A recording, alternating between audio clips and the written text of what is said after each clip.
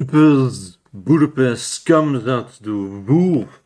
Hello and welcome, my boulder-bearded friends. In today's video, we're going to talk about this fragrance. And I don't know if the camera picks it up. I used about half of it, and it's actually quite interesting for Khamzat Chimaev.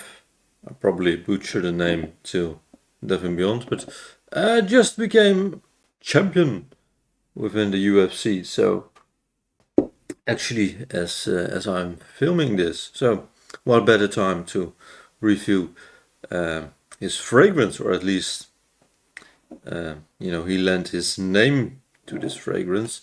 It's of course by Superz Budapest. I actually went to the store in Budapest.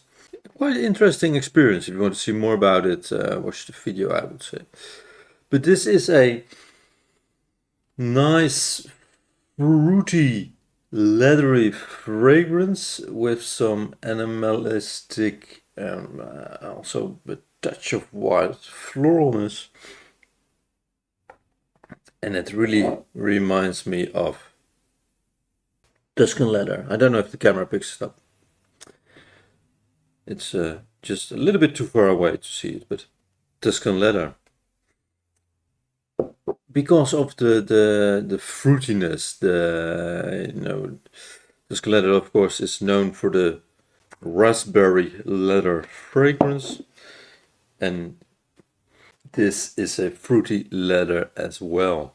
So let's talk about it. And actually, looking at the notes, I think they are quite alike. It opens up with a raspberry, apple, saffron, and cardamom notes. Well, let's spray it. You really get the raspberry, and that's of course in combination with the leather and a little bit of spiciness from cinnamon. It's what really gives the Tuscan leather vibe. However, I think what was it called? Comes to the Wolf.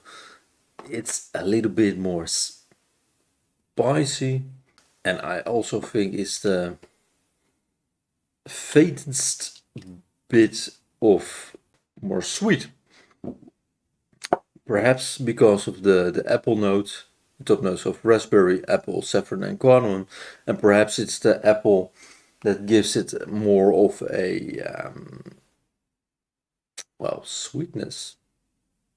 The mid notes is quite watery, white floral with spiciness in it, and that's because of the lily of the valley, white flowers, violet, and cinnamon.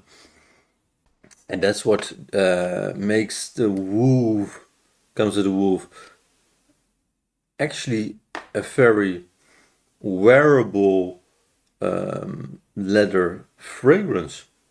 So it's actually a really nice fragrance. And base notes of leather, musk, some woody notes, and amber. You get a bit of the ambery sweetness, but above all, it's leather with some, musk and woody touches every now and then. But I would really, classify this fragrance as a fruity leather fragrance, which is actually quite sweet, really, compared to Tuscan leather or ombre leather. I think this one is way more sweet, sweeter notes in it, but that also means that it's a little bit more wearable, mainstream, more appealing perhaps to the people around you, if you will. It's quite a long-lasting fragrance. It's a bit hard for me to say, of course, how long it's lasting for. I only have, 2 milliliters, something like that. But as far as I can tell, it lasts somewhere in the neighborhood of 9 hours, 10 hours, something like that. Of course, it's in the beginning it projects way more, and it tones down with a couple hours, but it lasts like well over a workday, and that's really nice. Ciao, however, is a bit hard to determine, and even online it's stated anywhere between intimate and enormous, like barely noticeable and suffocating. So it's probably has to do with the weather, how warm it is outside, the humidity, etc., etc. But given the notes, the leather, the spices, I would assume it's would leave a real nice scent trail.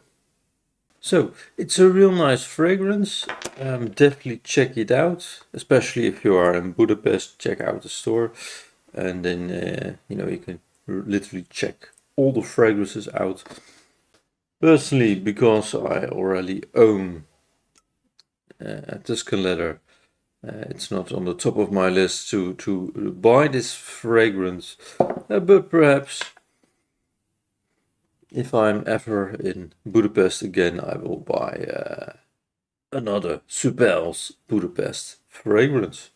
So comment down below if you've watched the match between Plessis and Khamzat, of course. And well, have you tried this fragrance or any of the other fragrances of Superz Budapest, or especially in the Khamzat line they have? So thank you all for watching. Have a nice day. Ciao.